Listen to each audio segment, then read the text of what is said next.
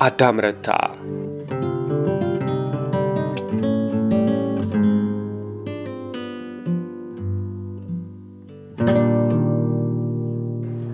ከመንጋቱ እመቤቷን ቁርስ ሰርታ ብልታ ገና መርፈድ ሳይጀምር ደግሞ ምሳቸውን ማዘጋጀት አለባት።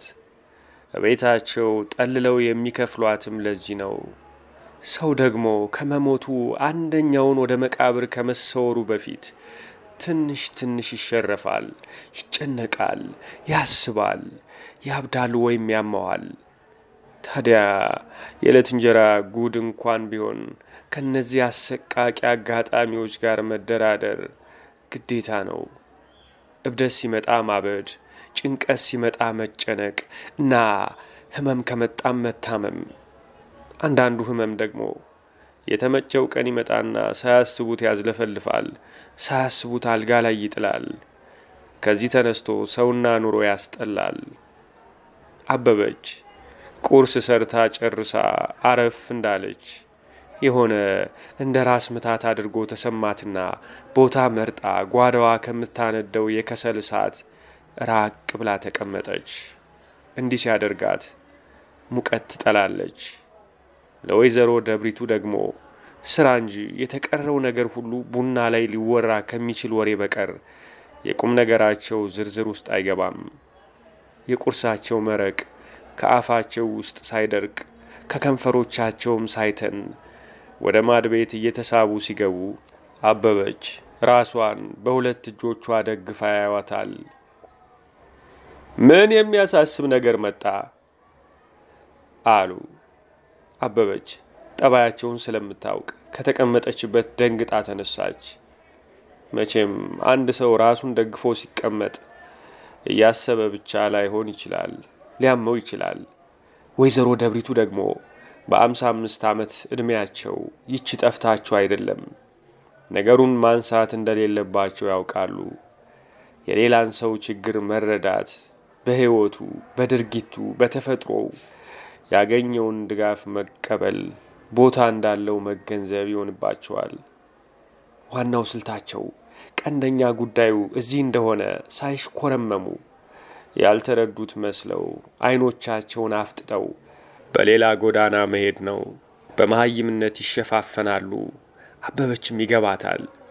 ሌላ ጊዜ በሽታዋ ካልበረታ ያሏትን በችኮላ አድርጋ ምሽት እንዲመጣ ጸልያ አልጋ ላይ ወድቃ በእንቅልፏ ውጋቷን ትለጥሳለች። ዛሬ ግን የማያደራድር ነው።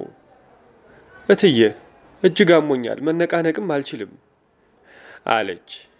ከድንጋጤዋ ስትረጋጋ አንጎሏን ከሚያዞረው በሽታ ነገር እየታገለች ደሞ ምን ሆንሽ?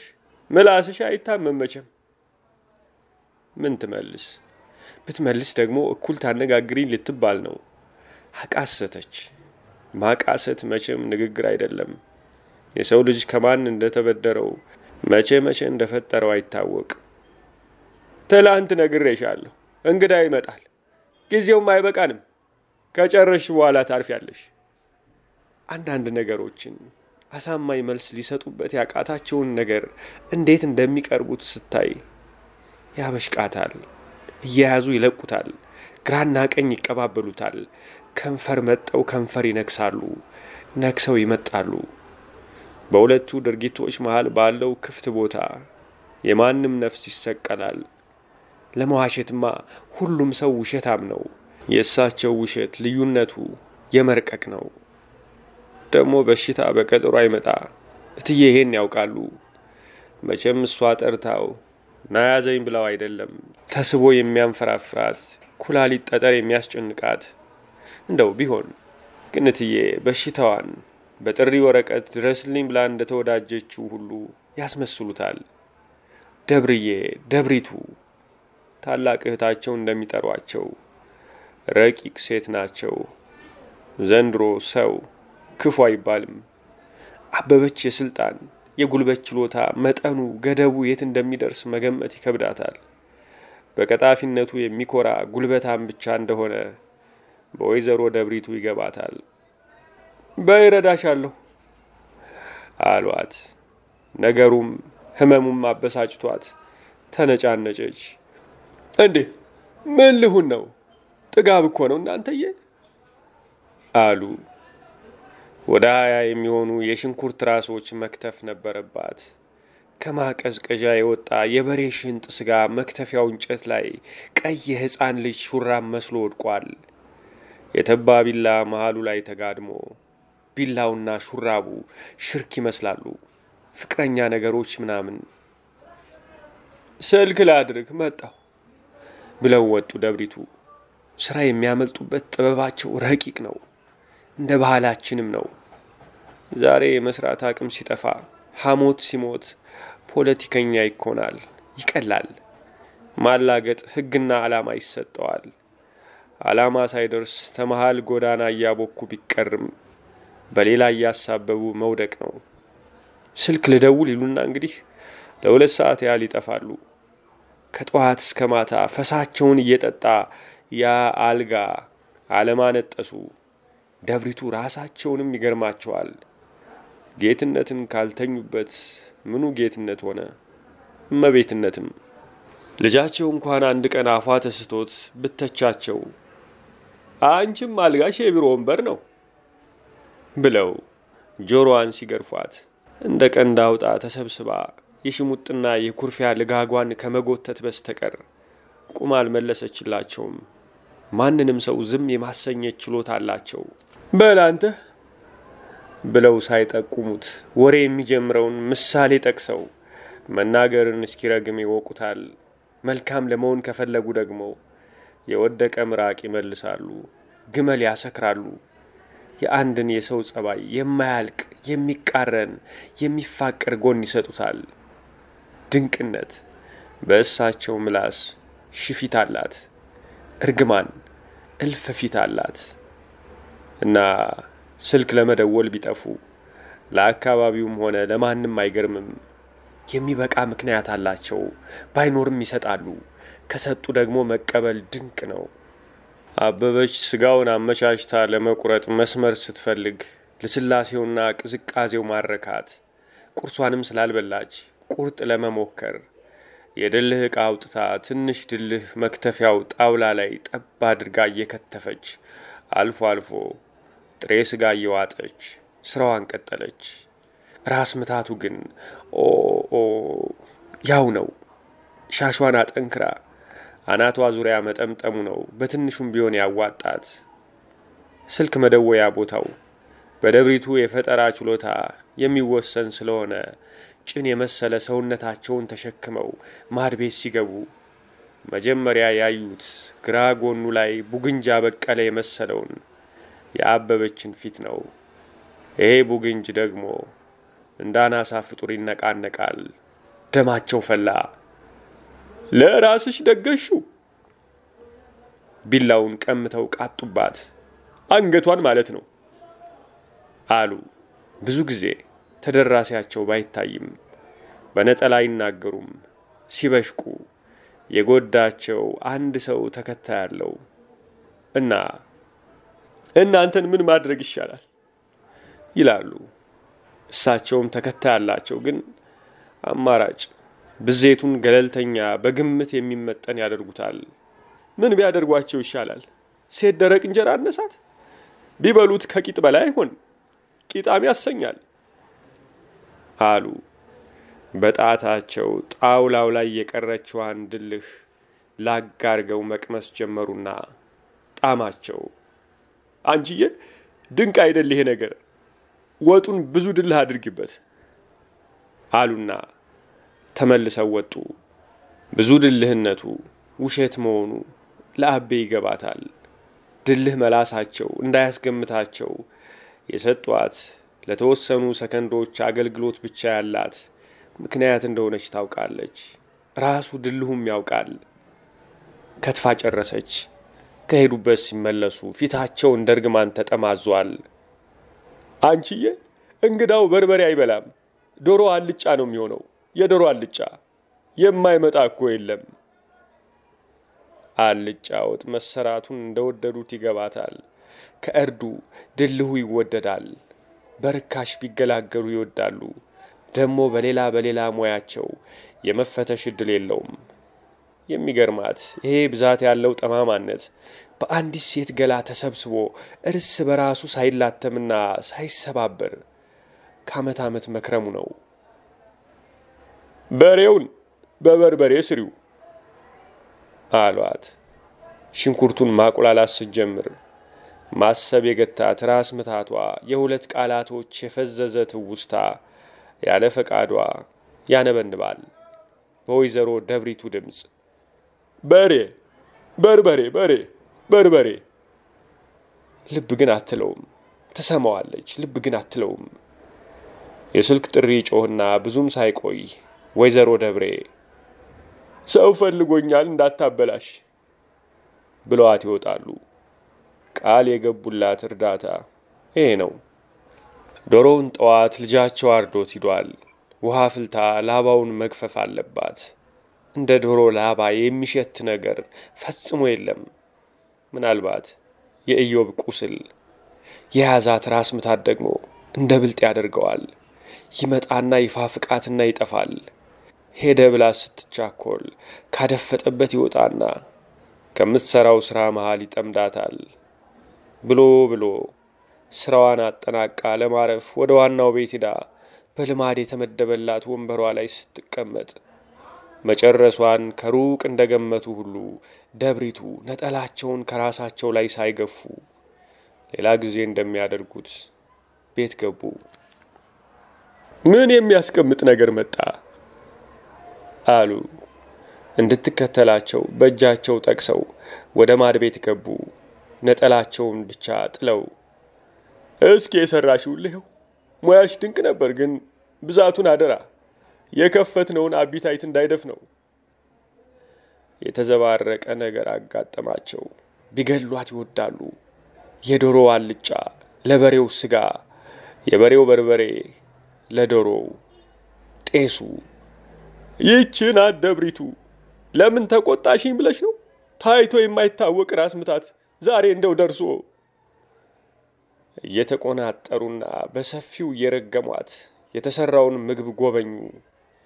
የዶሮ ቀይ በአንድ ሰታቴ ጢም ያለ የበሬ ጥብስ ወጥ፣ ባለ ረቂቅ ጠረን አትክልት፣ የአንዲት መካከለኛ ብረት ድስት ክዳኗ ኩፍ እስኪል እርጎ በመለስተኛ ጎድጓዳ ሳህን ጤና አዳምና በትልልቁ የተከተፈ አንድ ራስ ነጭ ሽንኩርት ተነክሮበት፣ ጥሬ ክትፎ በተቀመመ ሚጥሚጣ ታሽቶ ከጎኑ አይቤ በጎመን፣ ትንሿ የቡታ ምድጃ ላይ ቀስ ብሎ የሚነድ እሳት ላይ በትንሽ ድስት ወርቅ የመሰለ ንጥር ቅቤ ይቀልጣል፣ ይሞቃል።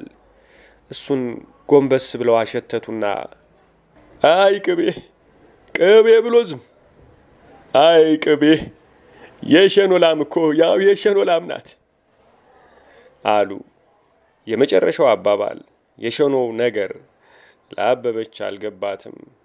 ከጉብኝታቸው አረፍ ብለው አሰቡና ይበቃል ሸምቼ ነው እቴ። ብዙ ሳይቆይ ሁለቱ ልጆቻቸው አንዲት ሴት አስከትለው መጡ። ወንዱ ልጃቸው ሁለት የወይን ጠርሙስ፣ ሴቷ እንግዳ አንድ የወይን ጠርሙስ ይዘዋል። ወይኖቹን እንድትቀበላቸው አበበች ተጠራች። ልጆቹ ቂጣቸው ወንበር እንደነካ ርቦናልና መክሰስ ካልቀረበልን ሞተን እንገኛለን አሉ። አበበች አቸኳኮላቸው እየገረማት ጠርሙሶቹን ከለበሱት ወረቀት እያላቀቀች ማቀዝቀዣ ውስጥ አስገባች። መክሰስ ምን እንደምታቀርብ ግራ ገባት። እንቁላል ቢሆንስ አሉ ደብሪቱ። እንቁላል ፍርፍር ሳይበዛ ተሰራ። ሁሉ ስለ ስራ ያወራሉ። እራት አይሻላችሁም ነበር አሉ ደብሪቱ። ወንድምዋን እንጠብቀዋለን አለ ልጃቸው። መቼ ይመጣል? ግማሽ ሰዓት ቢቆይ ነው፣ ስራ ላይ ነው። ደግ። ሶስቱም የሚናገሩት ጉራማይሌ ቋንቋ ነው። ደብሪቱ ልጆቹ የሚናገሩት ስላልገባቸው በመሰላቸትና በብሽቀት ያፈጣሉ፣ ያሰላስላሉ።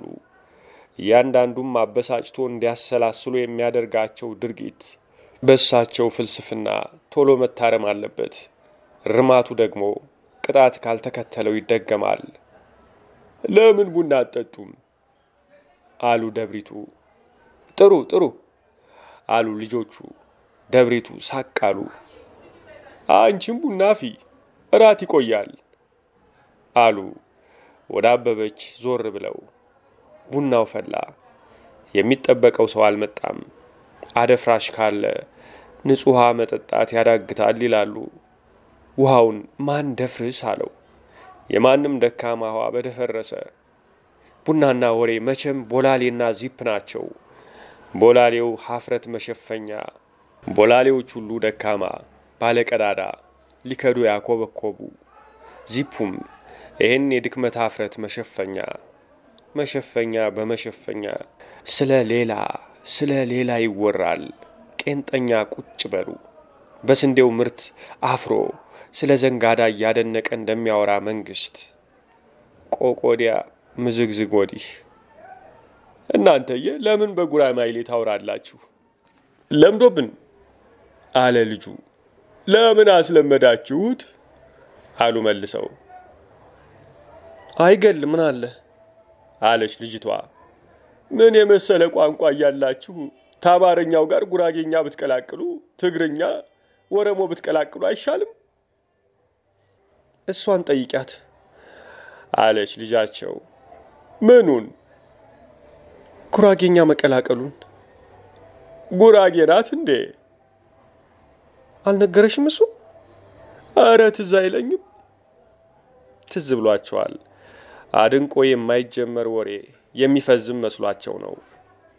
ግን አልቀናቸውም። አመላለሳቸው ክፈፍ ይጎለዋል። ድምጻቸው ንቀትና ሸካራነት ያነገበ ነው። ጉራጌ ድንቅ ሰው ነው። እነሱ ባይኖሩ ፈረንጅ ገለን ነበር። ጉራጌ አልወድም ስትኝ አልነበረም? አለች ልጃቸው። እናቷ ተናደዱ። ይህች ልጅ የልጃቸው እጮኛ ናት። የወደዳትን ሴት ጎጥ እያጥላሉ ሊያርቋት አይፈልጉም። ከማራቅ ደግሞ ዋርሳን መለጎም መጋለብ ይሻላል። ንፋስ ደግሞ ለማንም ጤነኛ ነገር ነው። አልወጣኝም እቴ። ደግሞ ጉራጌ ነገር አይወድም፣ ስራ ነው። ጉራጌ ይረዳዳል፣ ሰው አይመርጥም። ትንሽ ገንዘብ ይወዳሉ። ገንዘብ የሚወድ ሰው ደግሞ ጥሩ አይደለም። ትንሽ ገንዘብ ይወዳሉ። ገንዘብ የሚወድ ሰው ደግሞ ጥሩ አይደለም። ገንዘብ ማን ይጠላል? አለች እንግዳዋ ልጅ። ደብሪቱ ኮስኩሷቸው ሊቀጧት ፈለጉ። ቢያንስ ቅጣት መሰላቸው። እኔ እውነቴን ነው። አንዴ እዚህ የሚቆፈር ጉድጓድ ነበረኝ። ሰራተኛ ስፈልግ አንዱ ጉራጌ መቼም እነሱ ስራ ይቀናቸዋል፣ ሲቅለበለም መጥቶ ካልሰራው አለ። ታለባበሱም ታይኑም መቁለጭለጩ ደሃ መሆኑን አይቼ እሱም እንዲጠቀም በር ስራልኝ አልኩትና በ5 ብር ተዋዋል። ትራክተር አይሰራውም የሰራውን ስራ። እውነቴን ነው የምለው። ምጥማጥ እንደዚህ አትምስም። ከጨረሰ በኋላ የተዋዋልነው 10 ብር ነው አይለኝ መሰላችሁ? ለአንተ 6 ላድርግልህ ብለው ሞቼ እገኛለሁ አይሆንም ብሎ ቀበሌ ወረደ። ሄጭ እንደውኔ ከማንም ጋር እነዚህ ሰዎች ጋር አልወርድም ብዬ ቢበላው እንኳን አንጀቱ ጠብ እንዳይል ረግሜ የዋሸውን ሰጠሁት። ዘረፈኝ ልበል እንጂ። ከ2 ሳምንት በኋላ ነው ባክሽ መንገድ ላይ በድጋፍ ሲሄድ አግኝቸው እንደው ለወሬ ጠጋ ብዬ ብጠይቀው አፍሮኝ እሱ እንኳን አልተናገረም። መኪና ገጮ አሉኝ። እውነቴን ነው አዘንኩ። በልቤ የኔ ጥሩ ይሆናል እያልኩ ይህን ወሬ እንኳን ያመጣሁት። ወላ የልጃቸውን እጮኛ እንኳን አይምሩም። ግን ቤታቸው ግቢ ጉድጓድ አስቆፍረው አያውቁም። የልጃቸው እጮኛ ተረበሸች። ታሪኩ የተዋቀረ ቀስት ሆኖ በላይዋ ላይ እንደሚንዣበብ ሲገባት እዚህ መምጣቱና ቡና መጠጣቱ ቅር አላት። ልጁ ዝም ብለሽ ነው ማማ አለ። አየሽ አሉ ወደ ልጅቷ ዞረው። እንግዳዋ ልጅቷ ወዳጇ እዚህ ስላመጣት የመበሳጨት መልክ አሳየችው። በሚግባቡበት ስልት ገረመመችው። ደብሪቱ ግርመማውን ሲያዩ አየሽ ብለው የጀመሯትን ከመቀጠል ይልቅ የተሰማቸዋን አየሽ እንደገና ደግመው አጠር ያለ ቀድሞ በልባቸው ካሰቡት ጉዳይ ጋር የማይገናኝ ንግግር ተናገሩ። አየሽ ልጁ እናቱን አያከብርም። እሷ ፊት ጉራማይሌ ማውራት፣ እሷን አታውቂም ማለት አለቀባቸው። ምን ማለታቸው ነበር? ሊናገሩ የነበሩት አየሽ፣ እኔ በፊት ጉራጌ ንቅ ነበር። ጊዜው ተለውጧል። ሰው አይናቅም። ደግሞ የድሮ መኳንንት የለ። ሶሻሊዝም ምናምን የሚባል አለ። ምንቸት ጋን ልሁን ቢል ማን ሊከለክለው? ጋን የለን ነበር። ግን በዛ፣ ትንሽ በዛ። ይሄን ገራርዘው ሊናገሩ ሲሉ ነው ይባስ መንጋደድ የጀመረው። ልጃቸው በሽቋል። እናት ሁለተኛ ዙር ማረሚያ የመሰለ ነገር ሊናገሩ አፋቸውን ከመክፈታቸው እራት ብንጀምር ጥሩ ነው አለ ለሴት ጓደኛው ማጠናከሪያ ጉራማይል ያወራ። እንግዳዋ በመስማማት አየችው።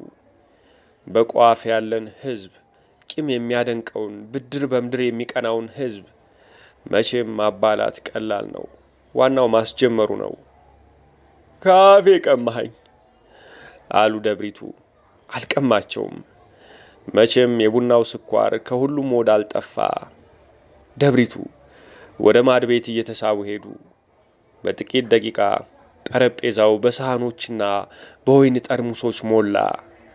አበበች ተሽሏታል መሰል፣ ወይም የድግሷ ማማር ቆቅ አድርጓት ቸኮል ትላለች፣ ወይም ሙያዋ መደነቁ እንደማይቀር ስለሚገባት። መቼም ከያኒ እግሩ በሽቶ የሚታጠብ መስቀል ላይ የሚቸንከር ቅዳሜ ጠዋት ቀበሌ ስኳር ሊገዛ ይሄድ ከያኒ ነው። የተወለዱበትን ማን ይነጥቃል? እጮኛዋ፣ ልጅቷ፣ እንግዳዋ ፊቷ እንደ ሕፃን ልጅ ሰልካካና ትንሽ ሆኖ ግን የሚያስደነግጥ የቂጥ ክብደት አላት። ከወገቧ በታች ሌላ ሰው ናት። የዚህም ቤት የወንበር ስፋት ከጠረጴዛው ጋር ያለውን ረቂቅ ግንኙነት ገና ስላልተላመደች በመጠኑ እንደተደናገራት ነው። እዚህ ቤት ስትመጣ ሁለተኛ ቀኗ ቢሆንም ጠረጴዛው የመጀመሪያዋ ነው። የወዳጇ እናት ደግሞ የሚለመዱም አይመስልም። አበበች ትሁን ወይዘሮ ደብሪቱ የወይኑን ጠርሙስ ካልጠፋ ቦታ ጠረጴዛው ጠርዝ ላይ ያስቀምጠውታል። እጮኛ ወንበሯን ስባ ከመቀመጧ ጠረጴዛው እግሮች መሃል ለመሰብሰብ የምትጎትተው አንድ ትልቅ ባቷ የጠረጴዛውን እግር መታው። የወይኑ ጠርሙስ ወደቀ። አወዳደቁ ደግሞ ስልት የለውም። ወደ ውጭ ወደ ወለሉ እንደመውደቅ ጠረጴዛው ላይ ተኛ። ጠረጴዛው ደግሞ በእቃ ተሞልቷል። የተከፈተው ጠርሙስ ቢወድቅ የያዘው ወይን እርጎው ላይ፣ የጠረጴዛው ልብስ ላይ፣ ወይዘሮ ደብሪቱ ስልክ ሲጠራቸው ዘንጠው የወጡበት ባለአበባ የፈረንጅ ቀሚስ ላይ ፈሰሰ። ደብሪቱ ልጅቷን ቢረሽኗት ነጭ ወይ ቀይ ሽብር ቢያፋፉምባት ይወዳሉ። እጮኛዋ ቅር ቢለውም ወዳጁን አጽናናት። ተዩ ይደፋ። አበበች ተቃጥላለች። የቀይ ወይን ፈሳሽ በምን ሳሙና ይጸዳል? እንደሚባለው አዲስ አበባ ከንጉሥ ኃይለ ሥላሴ ማንበሳ ዘምነገደ ምናምን ሞት በኋላ እንዶዷን ገላለች። ማጠቢያ በቀላሉ በየቦታው አይገኝም ይላሉ። እንደፈረደባት አበበች ሁሉን ነገር አጸዳዳችና መብላት ጀመሩ። የወይኑ መፍሰስ ከመሃላቸው የከተተውን የድብርት ሽብልቅ ለመንቀል ደብሪቱ ስለ ልጅቷ ወንድም የመቅረት ነገር ጠየቁ። ይመጣል፣ እናስተርፍለታለን አለ ልጃቸው። ዶሮው ገና ማድቤት ነበረና ይቅረብ ተብሎ ያ በርበሬው ቀረበ። ልጃቸው እንዲህ ዶሮው በርበሬ መደረጉ እንዳናደደው ቢናገርም እጮኛው ወይን የመድፋቷ ነገር ስላሳፈራት ብዙም የማትደፍረውን ባለቅባት ቀይ ወጥ አንገቷን ሰብራ መብላት ጀመረች። አፒታይቷን ደግሞ 75 በመቶ ስኳር የሆነው ቡና ገሎባታል። በልቧ ታደልኩ ካላለች አጥንት ስጭኝ አለች ልጃቸው። እንዴ አትበይም እንዴ? ዘግቶኛል። እናቷ ፈገግ አሉ። በመቅጣት ችሎታቸው ይኮራሉ። ልጅ እንኳን በሆዱ በነፍሱ መቀጣት አለበት። ካበዛው አውቅ ካለ ከምሳ በፊትስ ምን ያህል ከብቶች ቢሆኑ ነው ወፍራም ስኳር የሰረገበት ቡና የለጠጡት? የዘመኑ ልበቢስ ምሁር የታለ አንጎላቸው? ኩምትር ያለች የዶሮ እግር አቀበሏት። እንግዲህ የልጃቸው ቸልተኝነት ይሁን ወይ የእሳቸው አሰጣጥ ወይ ቅልጥሙ ብዙ ቅባት ስላለበት እናቷ ከዘረጉላት ጭልፋ ውስጥ የቅልጥሙን አንገት ይዛ ቆንጥጣ አውጥታ ሳህኗ ላይ ከማድረጓ በፊት የዶሮዋ እግር ከእጇ አምልጣ ወጡ ቅባቱ መሃል ነጠረች። ልጃቸው ተደናግጣና ተበሳጭታ ልብሷን ከፍንጣሪው ለማዳን ብድግ ስትል በጭኗ ኦ ይሄ የተረገመ ጭን ሁሉንም በቁጥጥር ስር ያደረገ ጠረጴዛውን ለአመል ከፍ አደረገችው።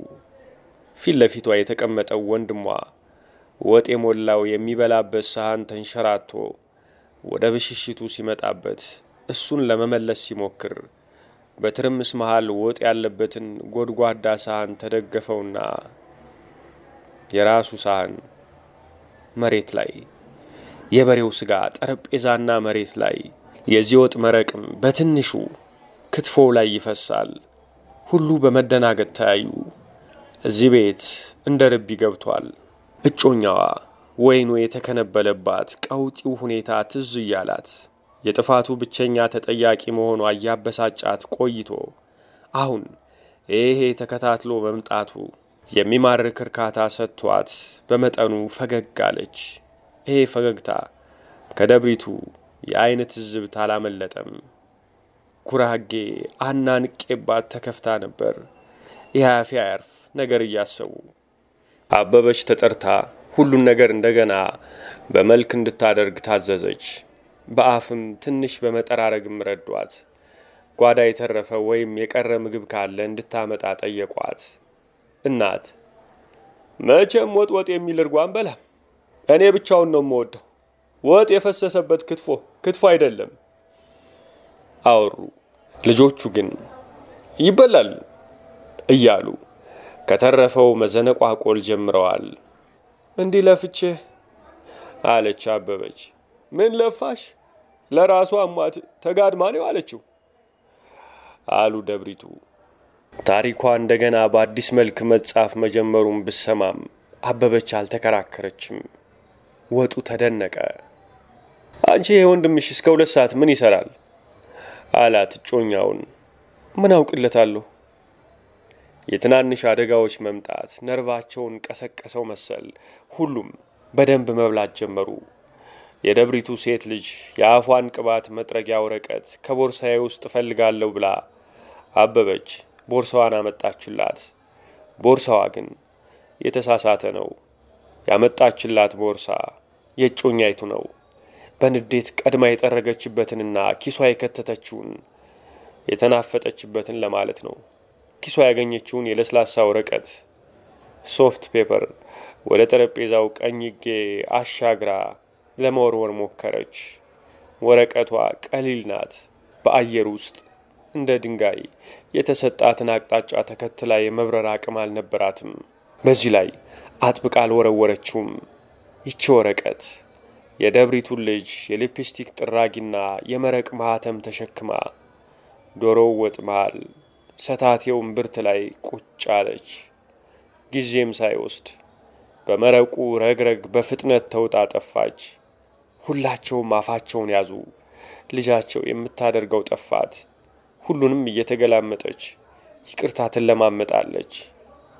በይሄን ነገር ድፊልኝ አሉ እናቷ በቁጣ። ስለ ሴት ልጃቸው ወዳጅ ሰምተዋል። አንዴም አይተውታል። ባለቢጫ ጥርስ ገጣጣ ቢጤ ነው። እሱን የሳመ ከንፈር የተጠረገበት ወረቀት የወደቀበትን ወጥ አይበሉም። የወንዱ ልጃቸው ጮኛ ጉራጌዋ ብትሆን ይሻላል። ከንፈረ መልካም ገጠ ልስልስ ናት። የዘመኑ ሴት አፍ ምኑ ይታመናል? ምን አይነት አፍ እየሳመ ቤቱ እንደሚገባ። ድስቱ ተነሳ። ሲያሳዝን አለች አበበች። ወረቀቱ ከወጣልሽ አሻሽለሽ ቢዩ አሉ ደብሪቱ። አበበች እኔቴ አለች። ወጥ ቀሚስ አይደለ፣ አይጠብ አይሰፋ፣ ላውንደሪ አይገባ። ለመሳደብ ካልሆነ እንዴት ይሻሻላል? የፖለቲካ ፕሮግራም አደረጉት ወይስ እንደሳቸው ወይራ እየታጠነ አደባባይ ይወጣል? ጉዳይ አልቅ የጉዳ ሀገር አሉ። ልጁ ምን ተፍረቱን ነገሩ ስር ነቀል የጥፋት መልክ የያዘ መሆኑ ሲገባው ጠረጴዛው ላይ የተረፈውን እያዋደደ ለማከፋፈል ይሄ ግሩም ነው በሉ እንብላ ይላል። የሰማው የለም። ደብሪቱ ከማዕዱ ተነሱ። ልጆቹና እንግዳዋ ብቻ ቀሩ። እነዚህ የቀሩትም መልካም የመብላት ጉጉታቸው ክሩ ባልጠበቁት መንገድ ተበጥሶ ብሽቀታቸውን በሳቅ መጋረጃ ከልለው እየተጠራሩ ሲበሉ በር ተንኳኳ። አይ ጆኒ ዝም ብላ ነው የመጣችው አለ ልጁ። ደብሪቱ ያጉረመርማሉ። አበበች ከፈተች። ገና በር ተከፍቶ የአንድ ጎልማሳ ድምጽ ከመሰማቱ የቤቱ መብራት ጠፋ። ወይ አሉ ሴቶቹ። የዛሬ ነገር ምንድነው ባካችሁ እናንተ አሉ ደብሪቱ። የጠፋው መብራት ተመለሰ። በሉ ደግሞ ሳይጠፋ ቦታ ያዙ። አይጠፋም አለ የገባው እንግዳ። መቀመጫ በአይኖቹ ያማትራል። ጨረስ ነው እንዳትሉ አለ ቀጥሎ። ጉድ ፈልቷል አለች ልጅቷ። ምን ጉድ አለ አሉ ደብሪቱ። ዶሮ ቢጠፋ ሌላ አይጠፋ። ቃል የተገባልኝ ዶሮ እኮ ነበር አለ ልጁ። ዘመናይ አሉ ደብሪቱ ድምጻቸውን ዝቅ አድርገው ፊታቸውን ወደ ባዶ አየር ጠምዘዝ አድርገው። እጮኛ የተናገሩትን ሰምታለች። ሚዛኗ ተረብሾ ራሷን መቆጣጠሪያ የይሉኝታ ፋብሪካዋ ስልቱ ተረስቷታል። ዶሮዋን ቄስ አልባረካትም መሰለኝ አለች። ደብሪቱ ገላመጧት። ብሉ ዋካችሁ ስደርቅ ነው ያልኩት አታድርቁኝ አለ አዲስ መጤው። መብራቱ አንድ ሁለቴ ተብለጭልጮ ድርግም አለ። አበበች ሻማ ፈልጋ እስክታመጣ ሁሉም ጨለማ ውስጥ በዝምታ ተቀመጡ።